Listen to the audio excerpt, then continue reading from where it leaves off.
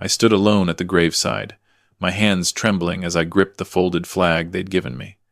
The February wind cut through my coat, but I barely felt it. Around me, neighbors whispered behind gloved hands. Their eyes darted between me and the empty space beside me where she should have been standing. My daughter-in-law, Jessica, the mother of my grandson, the woman my son Michael had loved for 8 years. She wasn't here. I'd called her 17 times that morning. Each call went straight to voicemail. Her parents stood awkwardly near the back, avoiding my gaze. When I'd asked them where she was, her mother had simply shaken her head and walked away. The funeral director touched my elbow gently. "Mr. Patterson, we're ready to begin." I nodded, unable to speak. My throat felt like it was closing. This wasn't how it was supposed to be. Parents aren't meant to bury their children, and wives are supposed to be there when their husbands are laid to rest. Michael had been only 34 years old, a structural engineer with a bright future, a father to 5-year-old Connor, my only son. The official story was a workplace accident, scaffolding collapse at a construction site in downtown Toronto. They'd told me his injuries were too severe for an open casket. I'd had to identify him through his wedding ring and a birthmark on his shoulder. But something felt wrong. It had felt wrong from the moment I got that call 3 days ago. Pastor Davidson began speaking, his words washing over me without meaning. I watched the casket, polished mahogany reflecting the gray sky. Inside was my boy. Inside was everything I'd worked for, everything I'd hoped for, and his wife couldn't even be bothered to show up. After the service, people approached with their condolences. Their words blended together. "So sorry for your loss. He was a good man, if you need anything." But I could see it in their faces.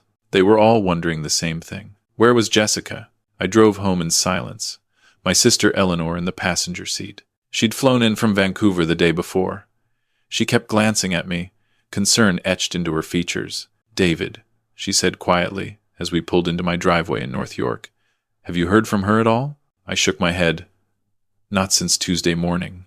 She called crying, said she couldn't believe it, that she'd catch the next flight back from Halifax." Halifax? What was she doing there? Visiting her college friend, apparently. Some kind of girls' weekend. I turned off the engine but didn't move to get out. "That was 3 days ago, Eleanor." 3 days? My phone buzzed in my pocket. I pulled it out, hoping against hope it was Jessica, with some explanation, some reason that would make this make sense. It wasn't. It was a notification from Facebook. Someone had tagged Jessica in a photo. My stomach dropped. The image loaded slowly, and when it filled the screen, I felt like I'd been punched in the chest. Jessica, smiling, radiant, sitting at what looked like a beachside bar, a bright pink cocktail in her hand.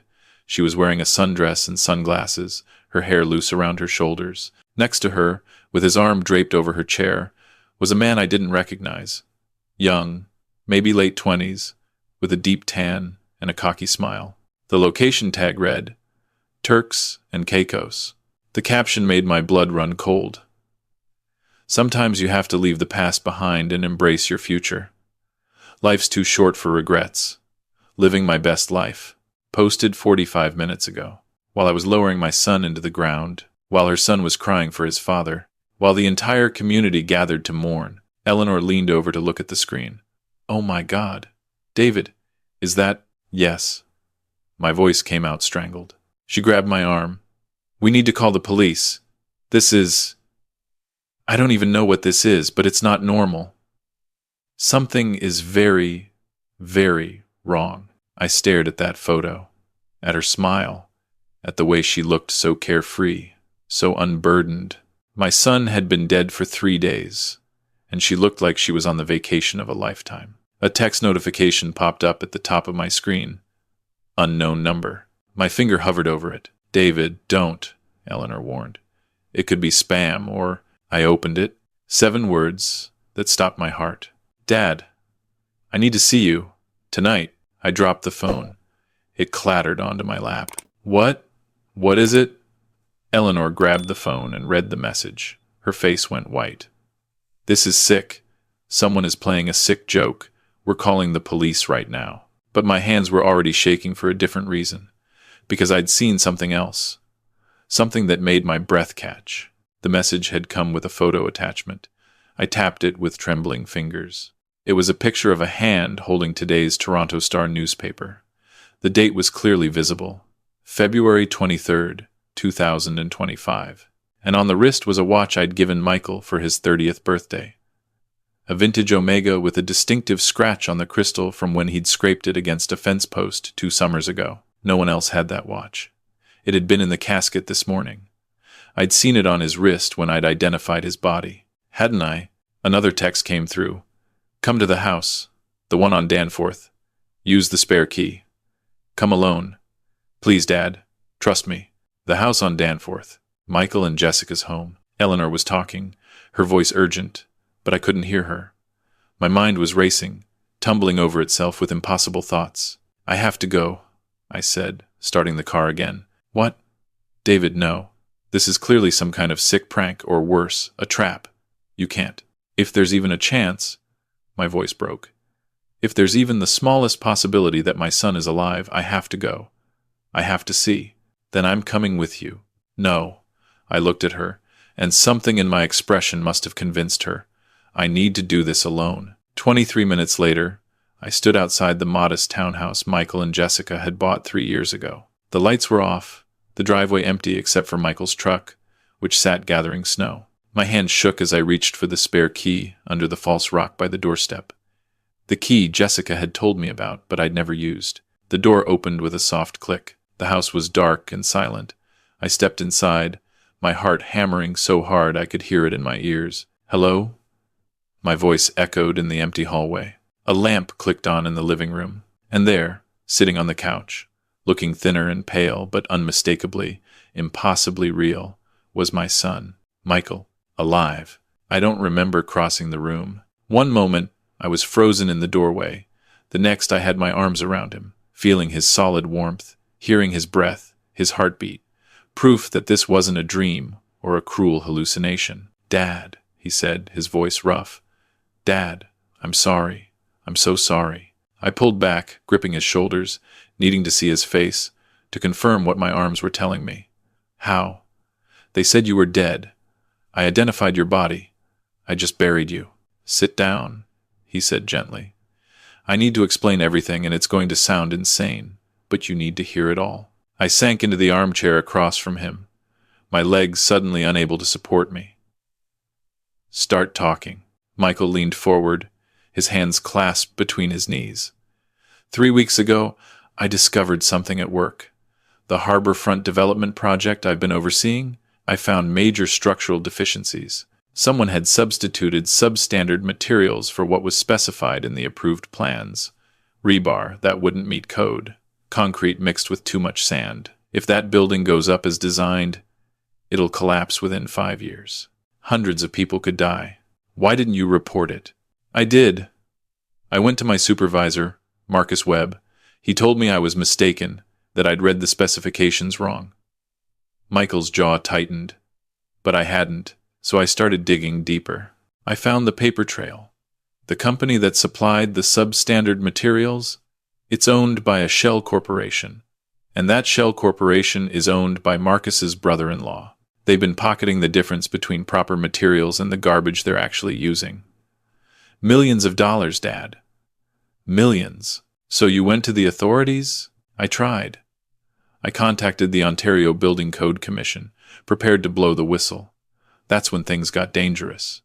He stood up, pacing. 2 days after I submitted my report, someone ran me off the road on the 401, made it look like I swerved to avoid debris. A week after that, I came home to find someone had been in the house. Nothing stolen, but my files were gone. All my evidence. And then, he paused, turning to face me. Then I got a message. Untraceable. It said if I didn't back off, they'd go after Jessica and Connor. My blood ran cold. Your family. I went to the police with the threat. Detective Morrison. He's the one who came up with the plan. He'd been investigating Marcus's construction company for months on suspicion of fraud. What I discovered was the evidence they needed. But Marcus had connections everywhere, Dad. Police, city officials, building inspectors. We couldn't trust anyone. So you faked your death. The words felt surreal coming out of my mouth. Not at first. Morrison put me in protective custody while they built their case. But Marcus's people found out. They came after me at the safe house. That's when Morrison made the call. If they thought I was dead, really dead, they'd stop looking. And we could use my death to make them careless, to bring them out into the open. I struggled to process this. The body, the funeral. I identified you. Michael's expression grew pained. The man in that casket is named Robert Chen. He was an undercover officer working Morrison's case. Marcus's people killed him thinking he was me. They staged it as an accident at my work site. Morrison and I made the decision to use his death as my own. His family knows the truth. They'll have their justice soon. But we needed everyone else to believe I was gone, including me. The betrayal cut deep. Including your wife. Your son, especially them. Michael's eyes were desperate. Dad, you have to understand. Connor is 5 years old. If someone questioned him, he'd tell the truth. Kids can't lie convincingly about something that big. And Jessica. He stopped, his expression hardening. I couldn't tell her because I wasn't sure I could trust her. What are you talking about? Jessica loves you. Does she? Michael pulled out his phone and pulled up a series of text messages. 3 months ago, I found these on her phone when I borrowed it to make a call. She'd left it unlocked. Look at the dates. I scanned through them. Messages to someone saved as D. Flirty at first, then increasingly intimate. Plans to meet. Complaints about Michael working too much, being too focused on his career. And then, about 6 weeks ago, just need to wait a bit longer. Once the insurance money comes through, we can be together. Insurance money, I repeated numbly. I have a $2 million life insurance policy. Jessica is the beneficiary. Michael's voice was flat, emotionless. When I found these messages, I didn't want to believe it. I thought maybe I was misunderstanding. So I set up monitoring software on our shared laptop. That's how I found out she'd been researching ways to make a death look accidental. Looking up which medications could cause heart attacks. Investigating whether falls from construction sites were thoroughly investigated. The room tilted. You think she was planning to kill you? I know she was. Dad, 2 days before the accident, someone tampered with my harness equipment at the work site. The safety inspector found rat poison in my coffee thermos. Detective Morrison has evidence that Jessica contacted Marcus Webb 3 weeks ago. They met twice. We have photos. But why? Why would she want you dead? Michael laughed bitterly. The man in that photo with her? That's Derek Santos. They dated in university. He showed up in Toronto 6 months ago, working as a personal trainer at her gym. Old flames, rekindled passion, a husband in the way. Add $2 million and apparently it's worth committing murder. I thought about the photo I'd seen. Jessica's radiant smile, living her best life, the past behind her. She thinks you're dead, I said slowly. She thinks she's gotten away with it, for now. But Detective Morrison has been building the case. The tampered equipment, the rat poison, the text messages, the meetings with Marcus. He has enough to arrest her for conspiracy to commit murder and insurance fraud. But we wanted to wait until after the funeral, until she felt safe. People get careless when they think they've won. Where is she, really? Turks and Caicos, like the photo said. With Derek. They flew out yesterday morning, using tickets she bought 3 weeks ago. Michael's voice cracked. Before I was even supposed to be dead, she'd planned a celebration vacation before the murder even happened. The full horror of it washed over me. This woman I'd welcomed into my family, who I'd danced with at her wedding, who'd given me my only grandchild. She'd been planning to murder my son. Connor, I said suddenly. Where's Connor? With Jessica's parents. They don't know anything. They think she's grieving privately, that she couldn't handle the funeral. Morrison has officers watching the house. The moment Jessica returns to Canada, she'll be arrested. And then what? What happens to you? Michael sat back down, suddenly looking exhausted. Once she's in custody, I can come forward. Morrison will stage it as if I was in a coma, misidentified initially. Whatever story keeps the operation secure. Marcus and his people will be arrested simultaneously. But Dad, he looked at me with haunted eyes. My life as Michael Patterson is over. Even after the trial, even after justice is served, too many people will know. Marcus has partners, associates, people who'll want revenge. Morrison is setting me up with a new identity, a new city. I'll be able to see Connor, but not as his father. Not for years, maybe not ever the same way. And what about him? What do we tell him? The truth, eventually, when he's older, when it's safe. Michael's voice broke. I'm going to miss everything. His first day of school, his hockey games, teaching him to drive. All of it. I crossed to him and pulled him into another embrace. You're doing the right thing. You're protecting him. That's what fathers do. We sat in silence for a long moment. Then Michael pulled back. The funeral today. Was it? How was it? Lonely, I said honestly. Everyone noticed she wasn't there. The whispers started before the service even began. Good. Let them whisper. By tomorrow, those whispers will be evidence of her guilt. When will they arrest her? Her flight lands at Pearson at 9:15 tomorrow morning. Morrison will have officers waiting. Michael stood walking to the window and peering through the curtains. You should go, Dad. We can't risk anyone seeing you here. As far as the world knows, you just buried your son. You should be home, grieving. I'm grieving, I said quietly. Just not for the reason everyone thinks. I'm grieving the years we won't have together, the life you have to leave behind, the family that's being torn apart. I know. I'm sorry I put you through the funeral. That must have been hell. Seeing you alive makes it worth it. I moved toward the door, then stopped. Will I see you again? Before you disappear? Morrison says I have about a week before the new identity is ready. Once Jessica is in custody and the media attention dies down, I'll reach out. We'll have time to say a proper goodbye. I nodded, not trusting my voice. Dad? Michael called as I reached for the door handle. Thank you. For coming alone. For trusting me. For not thinking I'd lost my mind. You're my son, I said simply. That never changes, no matter what name you use or where you go. I drove home on autopilot, my mind reeling with everything I'd learned. Eleanor was waiting in my living room, anxiety written across her face. Well? She demanded. What happened? Are you okay? I almost called the police 6 times. I sat down heavily on the couch. Pour me a scotch, a large one, and then sit down, because I'm about to tell you something that's going to sound completely insane. The next morning, I woke to my phone ringing. Detective Morrison's name flashed on the screen. Mr. Patterson? This is Detective Morrison.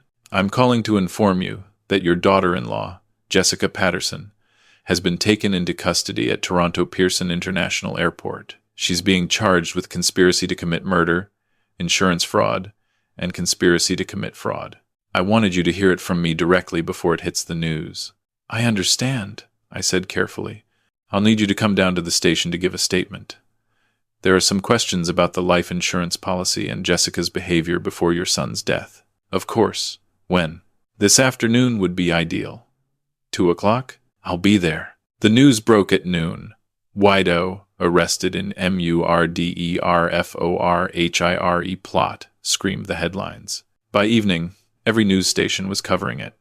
Photos of Jessica being led from the airport in handcuffs, her face shocked, her vacation tan suddenly looking garish under the harsh lights. They'd found text messages on her phone coordinating with Marcus Webb, planning the accident, discussing how to make sure Michael's safety equipment would fail. The rat poison had her fingerprints on the container. Derek Santos was arrested trying to flee from the Turks and Caicos resort. Marcus Webb and 3 of his associates were picked up in simultaneous raids. And through it all, the world believed my son was dead. I gave my statement to Detective Morrison, careful to act the part of a grieving father, learning that his daughter-in-law had tried to murder his son. It wasn't hard. The grief was real, even if its source was different than everyone assumed.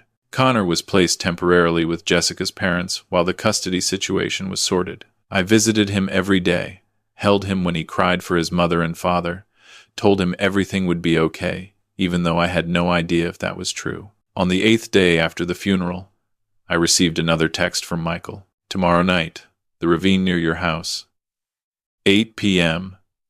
Last chance. I told Eleanor I needed some air, needed to walk off the stress of the past week.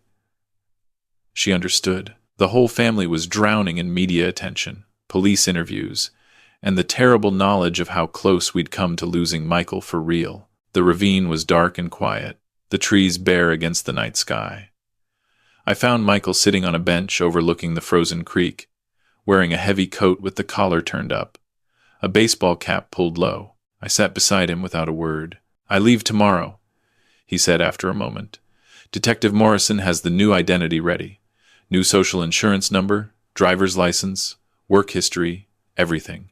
I'll be Jason Hughes, structural engineer, originally from Winnipeg, recently relocated to Calgary." "Calgary? That's far." "That's the point." He turned to look at me. "I've been thinking about what I want to say to you.